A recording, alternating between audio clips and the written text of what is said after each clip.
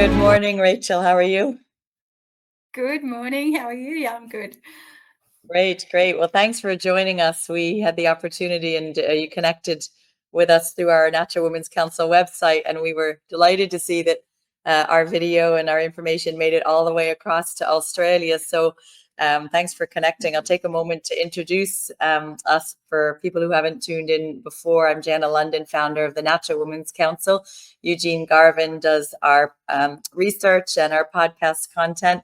And Rachel is a mother of 5 children living in South Australia, living sort of off grid on 100 acres of land. So my aspiration, you have 2 children in university, 2 in university, 1 working, and 2 children you are homeschooling. So wow, so you have a busy life. But I think the intention of today's podcast for the listeners is we are going to hear some really shocking things that are happening in Australia. And the reason I think it's important for the Irish audience to hear what you have to say is, you know, Ireland is here, Australia is here, and it's a very, very slippery, quick slope to go from where we are to where you are if we don't put a stop to this straight away. So this video, this podcast will be sort of a forewarning to the people here in Ireland, the parents, the teachers, the public representatives. If we do not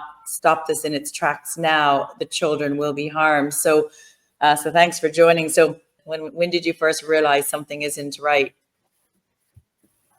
Well, I'd seen stuff online and like over the last few years, kind of after COVID, and I was like, yeah, that's not good. And it's probably not happening where I am because we're in this little town. And then I joined my daughter's her school's governing council, and she was just finishing off school. She had 1 year of school to go, and I'm homeschooling my other 2 little ones. So I thought I'll join for 1 year. Not much can happen in a year. So I joined, and the principal's job came up for renewal, and the director of education came, and she said, we've got a new curriculum. So I was like, okay, I need to look at the curriculum. And I just, like, my ears kind of pricked up, and I was like, I have to see this. So I started researching it and found some stuff in there where it said we want to teach the kids about sexual pleasure and how to be good lovers. And I just thought that's absolutely none of your business to teach anyone how to be a good lover, let alone children. And what age group was this? Not that we should teach any minor how to be a good lover, but just for our listeners, what age group was this that they had this in the curriculum for? It's actually it was a fairly generalized thing. It wasn't age specific at this point. Like it was called, I won't say the name of it, otherwise I'll get in trouble. So the program itself was just talking about the whole ideology behind what they're trying to get across to the kids. And they were saying it's a very transformative education. So they literally wanted to transform the kids' way of thinking about sex and sexuality. So I took it to governing council, and I said to the principal, the teachers, the parents, I said, have you read this? And they were all sort of shocked and horrified. That's not happening here. We would never do that. And, we're not using that. We're not using that. So it kind of died down. And then a few months later, some parents came to me and said that their 10-year-old boys had been told in class that they could cut their genitals off, take medication to change their gender, and they could be a cat or a dog if they wanted to be. And the mums, they were furious. So we ended up they asked me to come, and we had a big meeting with the teacher and the principal and the deputy. And she confessed to teaching the kids about trans stuff. So we said, well, could we have a letter to go home to the parents and say you're teaching them about changing gender? And they said no. I said, well, could we have a parent night where you give information and you say, everything that you're going to be teaching? No, they just shut everything down. So in the end, because they wouldn't do anything, we also asked if we could see the curriculum, and they just flat out refused. And I said, well, how come you can show it to 10-year-olds, but you can't show it to us? And they said, because we weren't trained. So I was like, okay, so you can talk to 10-year-olds about sex and changing their gender, but you can't show us that. So you've got secrets. Yeah. So they absolutely refused to show us. So in the end, I ended up holding a couple of like community nights where I showed information from the World Health Organization, from the Australian curriculum, showing that this was their 100% their intention to teach children to have fluid gender, and the, you know, it's just highly sexualized as well. Like it's very very, yeah, as you know, like there's a lot of the books that the kids are reading are highly sexualized. The content is in the videos, everything is priming them that way. And how long ago was this, Rachel, that you discovered this? How many years ago was this point in time that you shared with us? This was last year. It was last year. Yeah. That was only a year ago. And if you can sort of, I know we talked initially, which before we're speaking today, and we heard some pretty horrific things in the classroom. So it might be good to kind of share what's happening in the classroom now. What is because we've let our listeners know that, you know, by teaching kids something very highly sexual, their brains aren't able to handle it. Our Children First Act is very strong, but the Irish state are breaking their own Children First Act. It states that emotional abuse is teaching children material that's not appropriate for their age and their stage of development. So it can be damaging. We've spoken with therapists, and we've found out, you know, kids are at a young age in Ireland now, you know, age 12, they are seeing a huge spike in porn addiction because they're becoming so highly sexualized. Their brains just can't handle it. They're not made to be sexual beings as children. So what is the kind of the knock-on effect? What are some examples of what you've actually seen in the classroom or in society with this happening in schools? Well, this is just in South Australia, so I don't know about, you know, Melbourne or Sydney or any of those places, and I think Victoria is worse. But so just in our country area, these are some of the things that are happening. We've got a boy masturbating in class, and I'm talking about a primary school student here. A primary school girl fingering herself in class, and all of the children know about it. So all the kids are talking about this girl who's fingering herself in class, and this is in primary school. There's another school that has a group of, and this is all, the first one was a boy, but these are mostly girls actually. A group of girls who were 11 sexually abusing a 9-year-old girl on the playground. And when the mother rang the school, when she finally found out about it, this happened for a couple of years. When the mother rang and found out about it, she said to the school, "Did you know this was happening?" They said, "Yes, we were dealing with it internally," which is actually a criminal offence. They are not allowed to deal with it internally. They have to report it, and they didn't. Then the mother rang one of the mums of the perpetrators and said, "Did you know this was happening? Your daughter did this to my daughter." And she said, "Well, my daughter is pansexual and she's not sorry for what she's done." So that girl got pulled out of school, but they don't want to report any of this. This is keep it behind closed doors. They don't want to cause trouble. Yeah. One of the mums, she said to me, "That was it for me. That's what pushed me over the edge." When her daughter came home and said, that there was a girl fingering herself in class, she said that I'm homeschooling. I can't. She said it's not even what the teacher's teaching now; it's what the kids are doing that's making me pull my kid out of school. She said, "I just won't have my daughter around that stuff." And as the kids get older, like we've got a case very close to home where one of the students raped another student, and there is so much going on. And there's another school in Adelaide where a junior primary, and I'm talking junior primary, they watched a video at school and then they thought they would try out some of the things that they were hearing. So they got a younger child and sexually abused them in the toilet. And these are children in primary school. So this would be these young children who junior primary. Junior primary, what age, just for our listeners, because we might have a different system here. Junior primary here would be age 5 to 6, but what age would it be? 5 to 7. Okay, so they watch something And the material Yeah. that they saw, was this shown to them in class, or did they have it on a mobile Yes. phone? Where did they see this in school, in the classroom? They saw it in class, yeah, because they watched videos about changing gender and being, fluid and doing different stuff and trying things out in class. And this was at a private school, not a public school.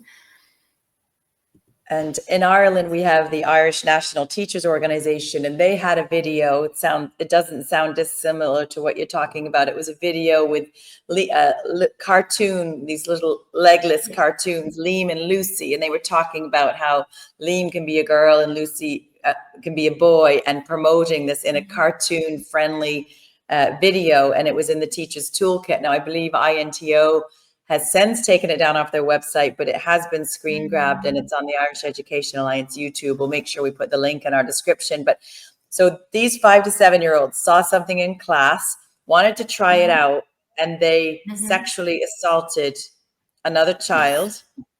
Yes. And that happened on the school premises or after school? And yes, on the school premises, during school, in the toilets. Oh my goodness. I know one of the videos they're showing to the 10-year-olds is a girl masturbating in the bath.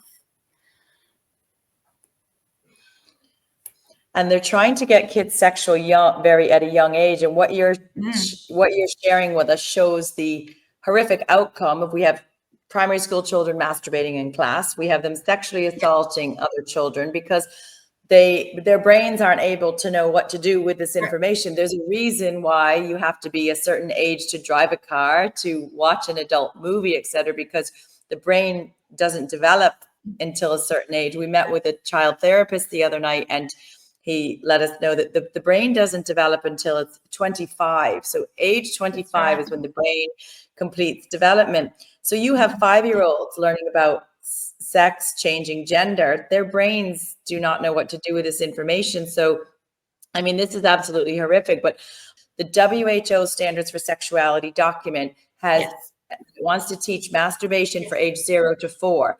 So for anybody listening, if you think that's okay, that 0 to 4 learn masturbation, and 6 or 7 pages of this well-being book has masturbation, the outcome is children want to learn about it. They don't know what to do with it. Their brains are too young. They decide that touching does feel good. They're masturbating in class, sexually assaulting other students. I don't think any parent, no matter whether they're on the left or right politically, whether they're Christian or atheist, I don't know any parent that would actually think what they just heard from you would think this is okay. This is child abuse. This is state-sponsored child abuse. It is. One of the books we have here is called Welcome to Sex by Yumi Steins, and she says that it would be suitable for a mature 8-year-old. Now, I have an 8-year-old, and what's in that book is a detailed description and with pictures of fingering someone, how to have sex in the 69 position, boy on boy, scissoring, girl on girl. It's got how to have anal sex, how to give someone oral sex. Now, there is no way on God's green earth I would let my 8-year-old read that book. No. What kind of ideas is that giving me? Any teacher who would want to teach a child about how to finger themselves and have anal sex is a pervert. I'm sorry, but any teacher, I'll repeat that, any teacher who wants to teach this to a child, and any book author who wrote that, is a pervert, deviant, degenerate.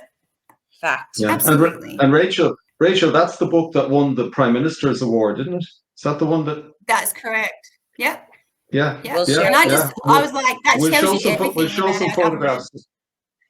In some of the schools, they have a community that kids are allowed to identify as animals or something. Do you want to talk about that as well?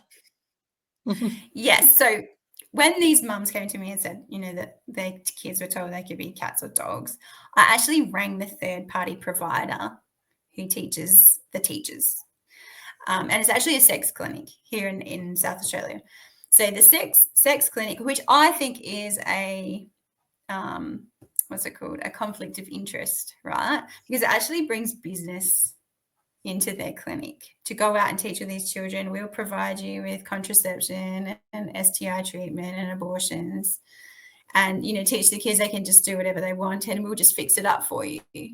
But in any case, I actually rang them and I said, what's the story with the cats and the dogs? And she goes, well, that's been taken out of context. Have you heard of the furry community? And I was like, no.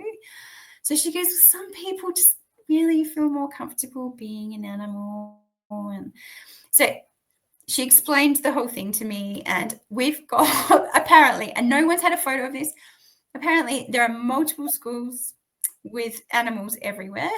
It's promoting mental illness for children. I mean, yes. I can't imagine any parent, allowing or promoting their child to, first of all, remove body parts and take puberty blockers. That's one issue, but identify as an animal. Absolutely. I mean, that is just really how this is, when you look at societal breakdown, societal collapse, like it's not far off when we start looking at what's happening right now. No, it's rock bottom pretty soon. And have you seen the Amaze video about abortion? That is wild. It's for wow. Okay. There's one for 14-year-olds, and it explicitly explains how you can go and self-manage your own abortion. So they're actually teaching the children. They've got this cartoon set up, and Amaze is, like a whole sex and sexuality series, which we've chatted about. It's referenced in Irish books, just for anyone listening here in Ireland. That Amaze YouTube company or whoever they are, that they have had videos in the Irish school books as well. So anyone can look up Amaze. This is not a company we'd want anywhere near our children. They teach them the names of the chemical, the chemicals that you take, so the misoprostine and all of that. So they say go to the chemist, because some people don't like to do it with a doctor because they don't like doctors. So you can do it alone in your bathroom. And I just think dangerous. You've got, say, a 14-year-old girl taking chemical pills alone. You should be seeing a doctor. And a 14-year-old girl needs someone, a parent, to know about it and to be involved and to speak wisdom and guidance into it, instead of going to the chemist by yourself, having an abortion. And then what happens if something goes wrong? What happens if she has a hemorrhage on the bathroom floor and no one knows that she is there?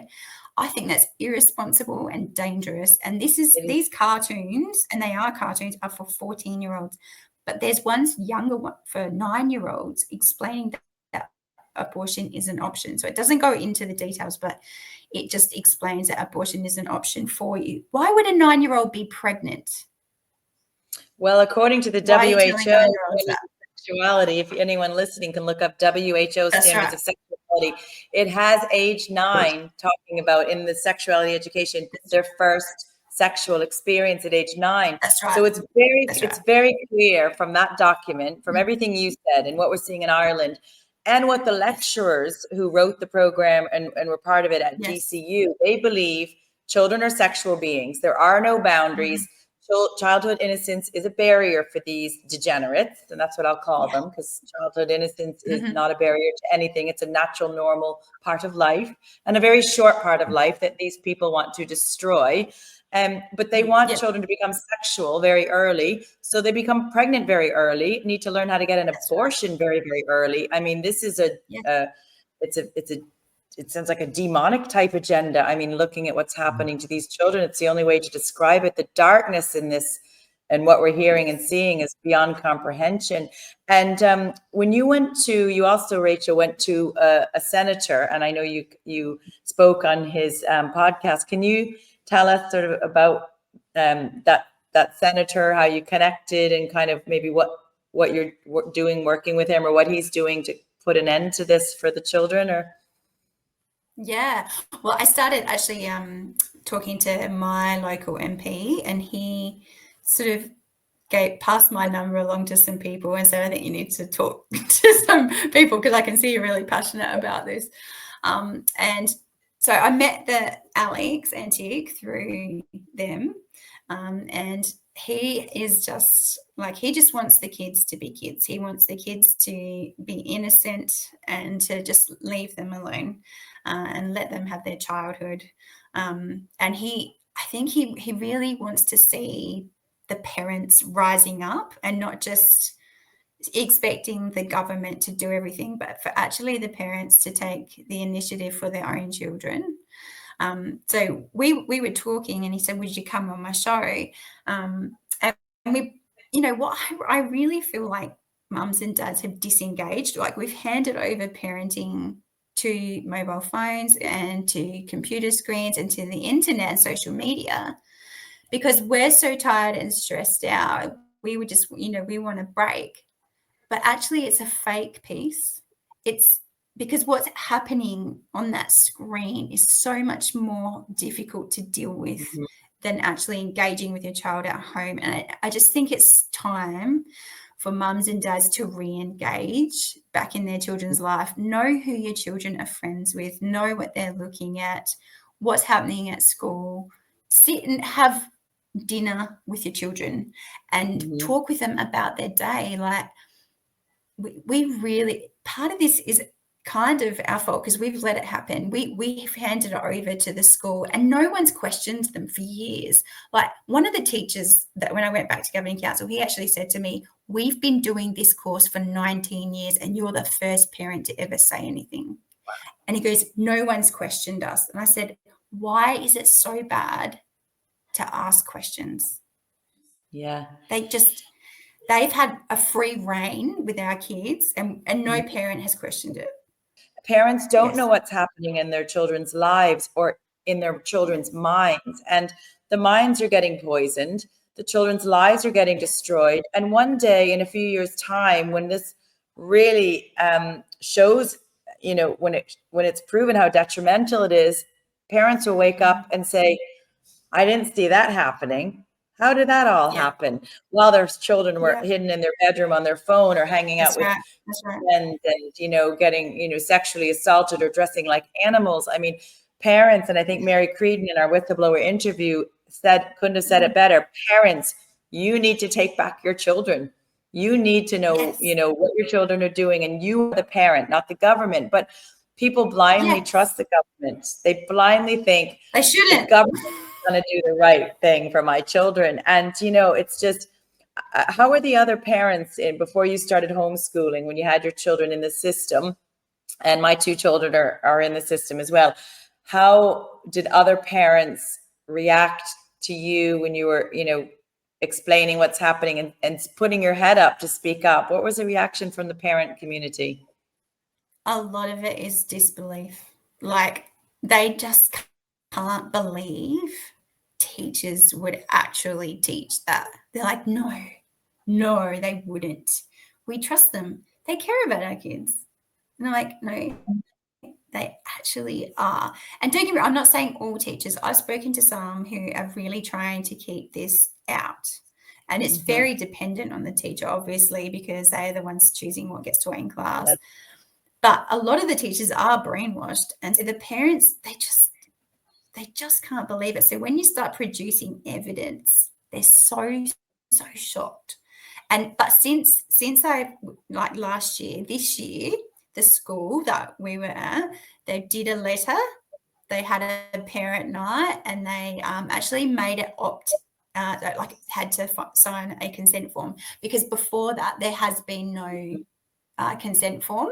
They've literally just gone ahead, done the Shine course, and no one had to sign anything. But this year they actually had to sign a form, and that was because of the pressure that we put on.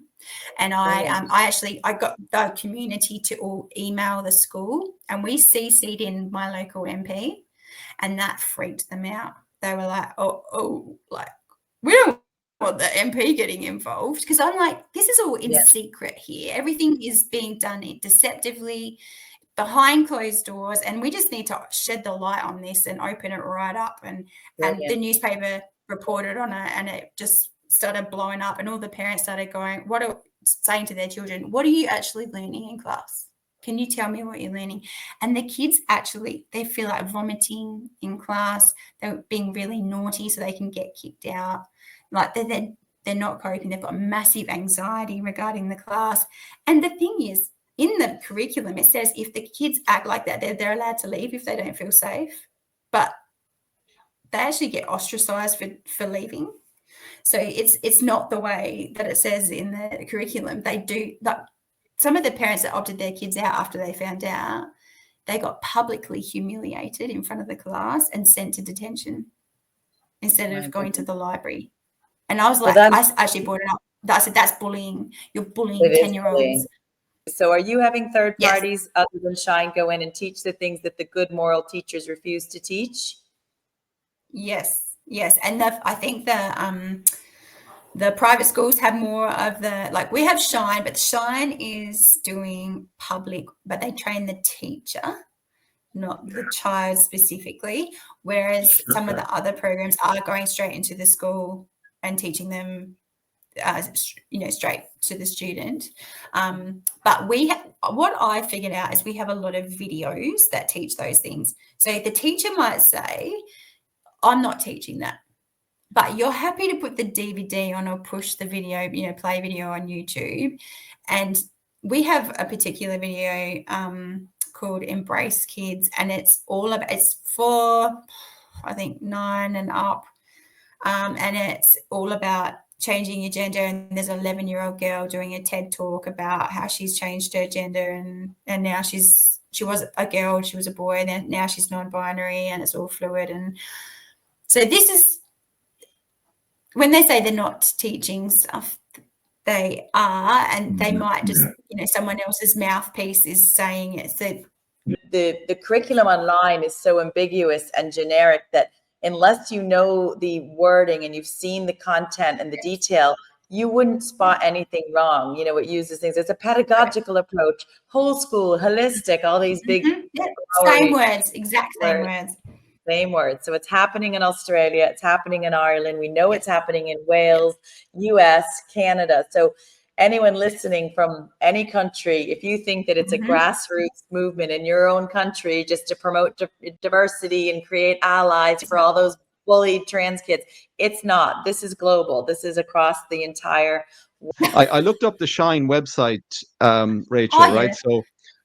So they have this on the front of it, which is so interesting to see the wording that they use. So they say Shine are committed to empowering educators and support staff to implement an evidence-based whole school approach in relationships and sex health education. Where have we heard those words before, right? They could have come from the DCU course.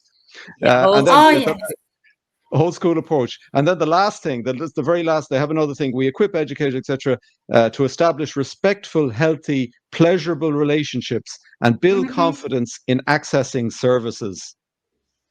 Of course, you see what they're doing, as you said, Rachel, they're selling their services, right?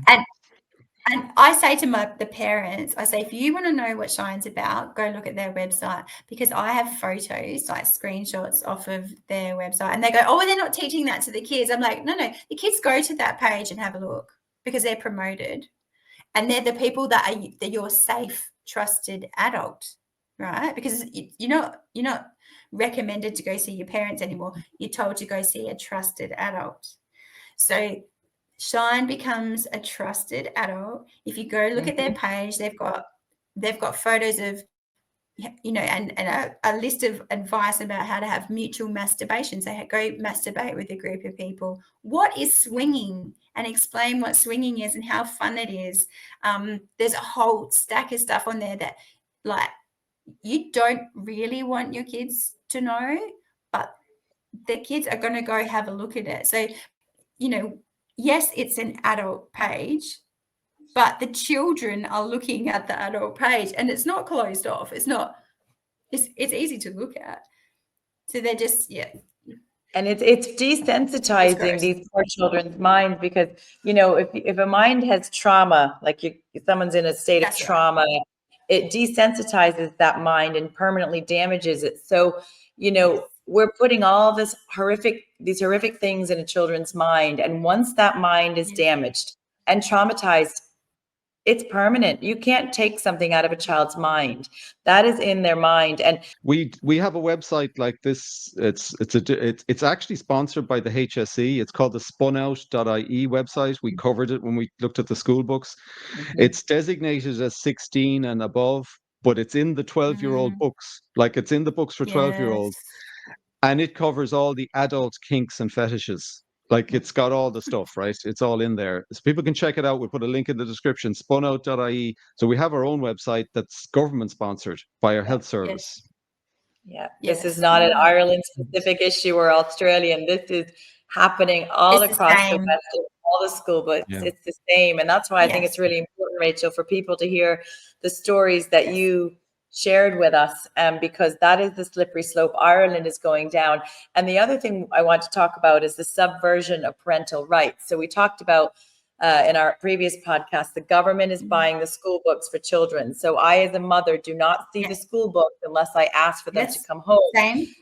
For books that don't have homework, like sex education or SPHE, those stay locked away at school. The children now aren't allowed to have mobile phones at school. They're asked to sign a secrecy pact. So no books are seen, no mobile phones to record. There's a secrecy pact. We know where this is going. And the other thing is they're looking to pass in Ireland is they want to ban conversion therapy. And I know you had mentioned in our initial chat last week that the parental rights and the subversion of parental rights is really, really bad in Australia. And it's where Ireland is getting to very quickly when we talk about banning conversion therapy. So Eugene, if you want to explain a little bit about the banning of conversion therapy, and then I know Rachel has a couple stories in Australia that are pretty horrific. So if you want to let us know about that, Bill. Yeah. So there is a bill here. It's actually dates back to 2018. Conversion therapy. It was focused on gay conversion therapy, which people would have had, some of it. Now, there isn't a lot. There's no huge evidence base for gay conversion therapy in Ireland, in all honesty. So that was probably a little bit of a red herring, but it has been expanded to incorporate gender identity and gender expression. So essentially, what that means is that when an underage child, for example, expresses, gender confusion, they think they're a girl or whatever, you cannot now actually undertake the normal sort of appropriate psychological review of that child, because that would be considered conversion therapy. Now, this is horrendous, because children express gender confusion for any number of reasons, because they were abused, for example. They may be autistic, they may be gay. And then to not in any way explore that and to affirm, you now have to affirm. Now, the point about it is that when you extend that means that the parents are taken out of the equation. So if the parent wished to bring that person to a third party therapist, for example, and understand what's underlying their gender confusion, which very often is a whole range of things can do that, that will be illegal under the new system. Now, it's not in law yet, but I guess what we'd like to see is any experience that you have from Australia that may show how so laws like that have been implemented there. We know in Canada, for example, it's very strict, and the parents could be subject to prosecution in Canada if they did not affirm. And you're talking about Child Protective Services coming in, taking the child into care, and then they will transition the child in care. And the parents are totally out of the equation, basically. We have policies here in South Australia where, and so I've got all this in writing.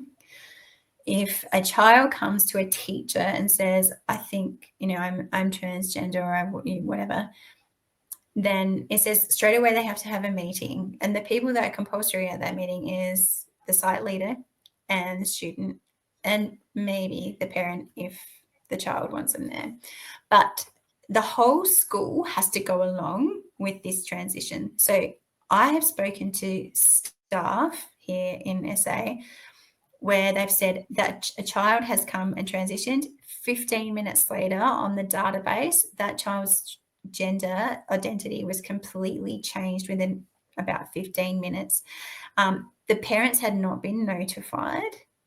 They had no idea. So all of the students have to go along with it. So they have to use the new name. They use the new toilets, the ones they identify with, sports, camp, sleepovers, everything.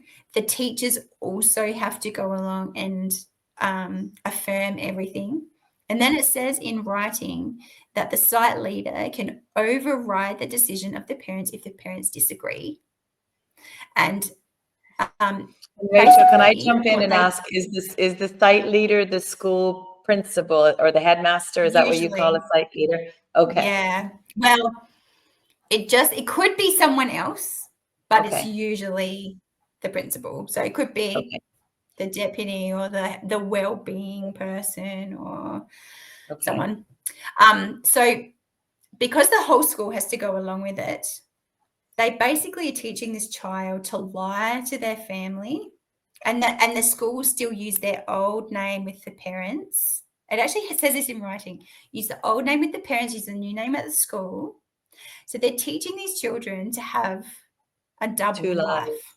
Double life. And you talk about mental illness. Having a double life will give you a mental illness, no matter how old you are, right? Like if you've got two lives going on, you're keeping a lot of secrets, you're trying to remember, what did I say here and what did I say here?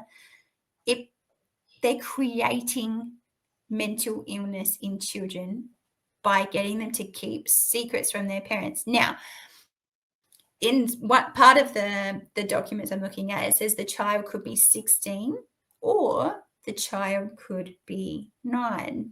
So a 9-year-old, if deemed emotionally mature by a psychologist, can make this decision on their own, and the parents don't need to know.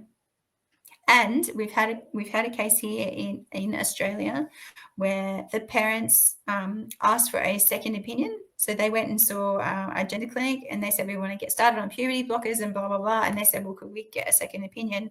They called Child Protection Services, and they came and took their daughter, and they have never seen their daughter again, ever.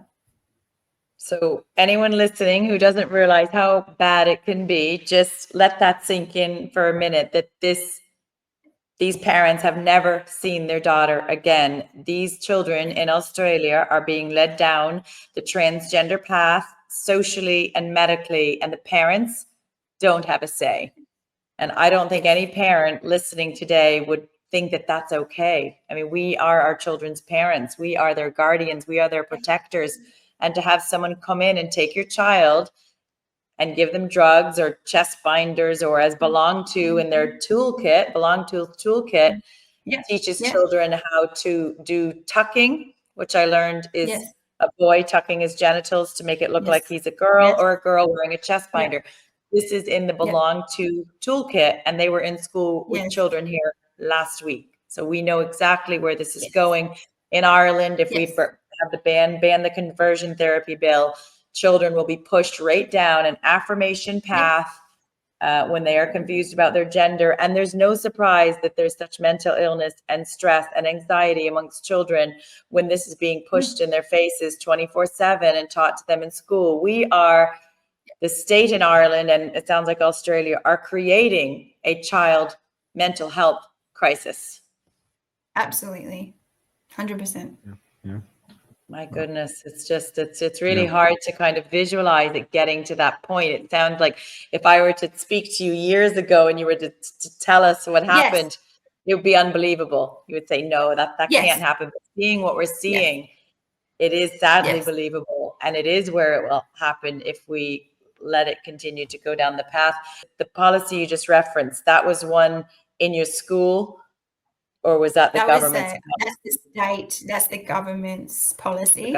But they all, when you talk to the school, they all go, oh, but it's in, like we have to, because it's in the policy.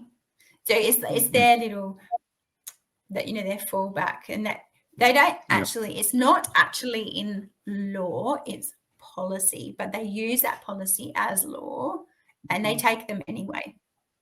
So the teachers and headmasters can just say, I'm just following the rules. I'm just doing my job. Yes. And where we heard that over the Yes, last few that's years, exactly I'm it. just doing my job. So Yes, it's time for that's people to exactly right. realize that by just doing their job, doing what the government says, they are part of this child abuse and they're harming children.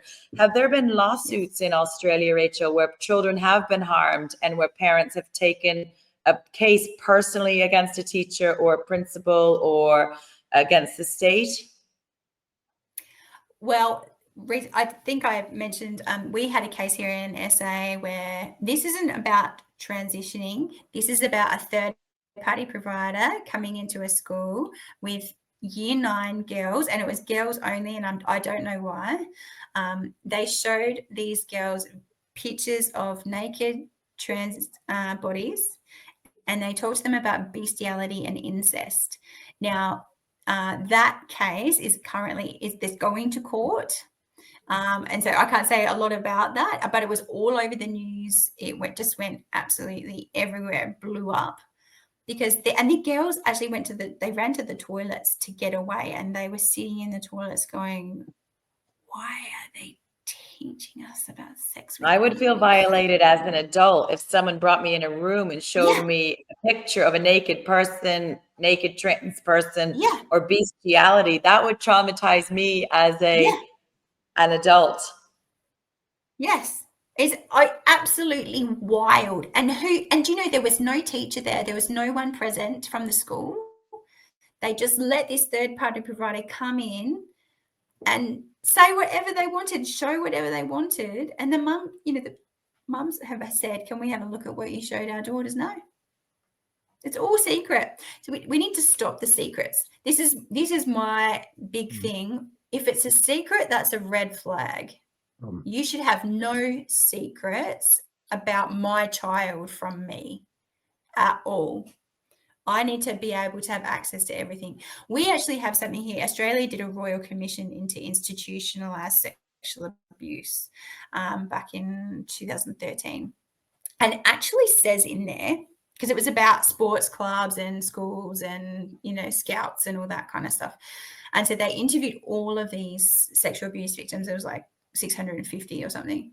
So they wrote all these recommendations, and they actually said for a child to be safe in a school or an institutionalized place, parents need to have full knowledge of what is being taught. They need to be able to speak into the governance and the life of the school or the institution.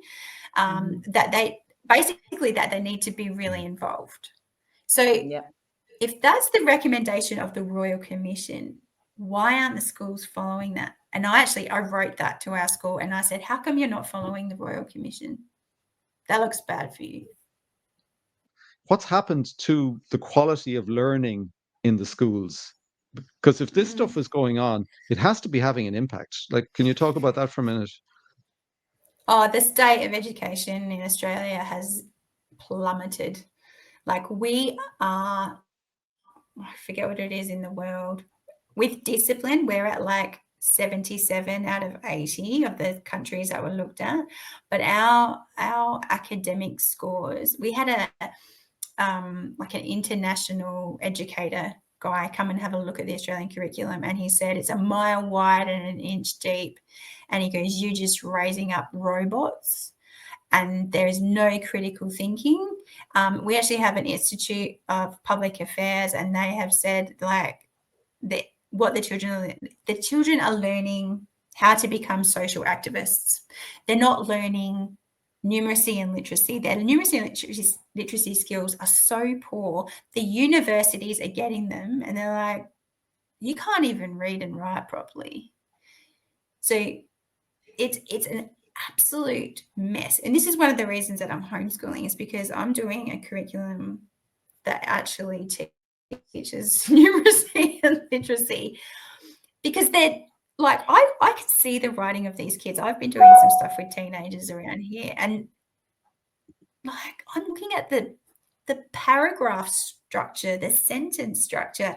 It's not there. They don't use capitals. They don't know how to use grammar. And I'm like, what are you learning at school? They're learning how to be social activists. Like, just get on with the task of Mm-hmm. teaching children academics. Yeah, I'm glad you brought up the social activist piece, Rachel, because Eugene did a recent interview with Eddie Hobbs, and he shared a book that we recently ordered. It was suggested to us by one of our subscribers on YouTube, and it was a book written by 3 DCU lecturers and contributions from over 20. And it basically was how to teach social justice to primary school children.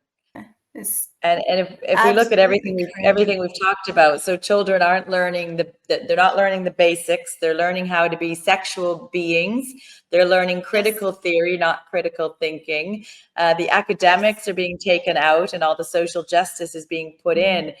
If anyone listening can just think about, okay, if this continues and children are sexualized, indoctrinated, and become social justice warriors and, Marxism, in 5 years, this whole generation will be lost.